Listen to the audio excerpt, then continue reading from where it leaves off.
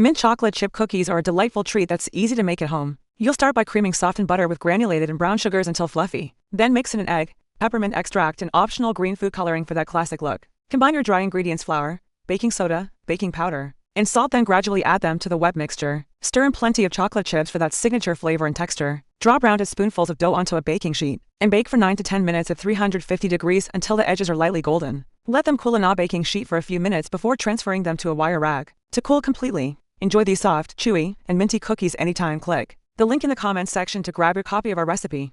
Happy baking!